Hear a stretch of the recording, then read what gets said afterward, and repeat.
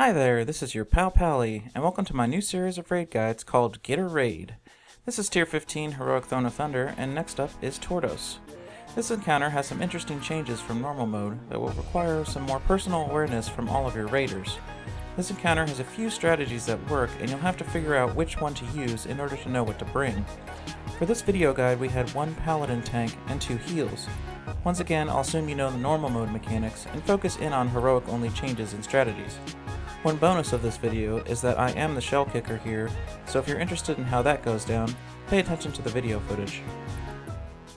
I'll talk about the major mechanic changes in the encounter first before discussing the various strategies employed by groups to down it. First off, you'll immediately notice that there are a few crystals around the room that can be targeted and hit. If you attack it, you'll gain a shield of 15% of your max health. Any heals to you will be absorbed and added to the shield up to 75% of your max health.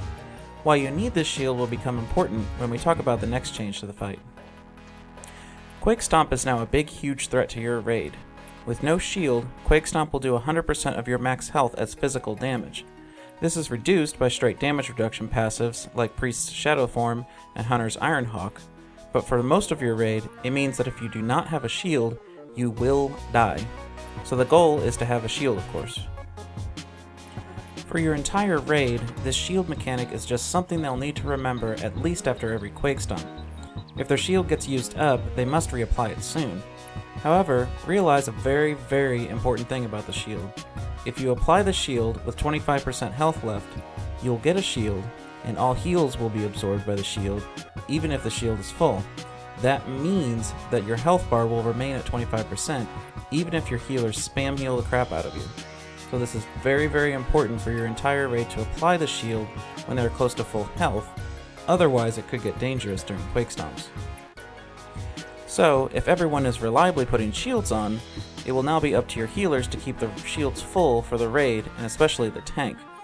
There are a number of add-ons or raid frames that should help figure out who has a shield and how full it is. There is also another buff that appears when someone's shield is at full, but you'll need to figure out ways to keep everyone's shields ticking up between stomps. Depending on your strategy, the shield of the most importance may be the main tanks. Beyond the changes to Quake Stomp in combination with the crystal, the rest of the fight is relatively unchanged. Of course, everything hurts more in heroic as usual, so taking a rockfall to the dome is not recommended. The bats also hurt more, which is why you have to think ahead on your strategy for handling them.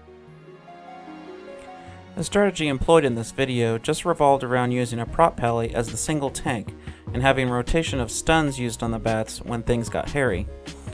I've also heard of a strategy whereby a monk tank will kite the bats for the entire fight, given their good tanking mobility and ranged AoE threat generation. I'm also pretty sure that 2 tanking this fight in the traditional way will work as long as DPS is high enough to down the appropriate adds in time. Real key to downing the bats is to make sure that whatever tank has the bats keeps their shield on. If the tank's health falls below 550k, the bats will heal for a metric crap ton. Figure out how to work that out, and then go with that strategy. The normal mode part of this fight, where you kill the spinning turtles and kick them into Tortos to interrupt the stone breath, is of course still relevant. But you also might want to kick any spare shells into the bats if you are employing a strategy that kills them. Range will mostly be dealing with the spinning turtles, but I will add that you should come up with a plan for slowing down the spinners as much as possible. One hit from a spinning turtle is almost enough to knock someone's shield off. Dealing with reapplying the shields and buffing them isn't efficient outside of Quake Stomps, so find out what you can do to keep the shells slowed. The best slowing option is if you have an Affliction Warlock use Curse of Exhaustion. A slow of 70% just makes them laughably easy to dodge, but make sure they keep it applied as much as possible. Just figure out what is going to help you keep the shells under control, and of course, don't get hit by them during the fight.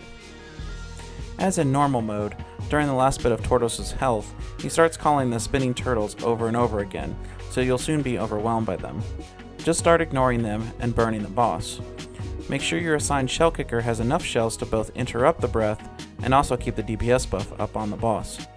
Honestly, the biggest cause of wipes in this fight will be the tank getting owned by the bats, so try to figure that part out while people are learning to deal with their shields, and you'll save yourself a ton of learning time.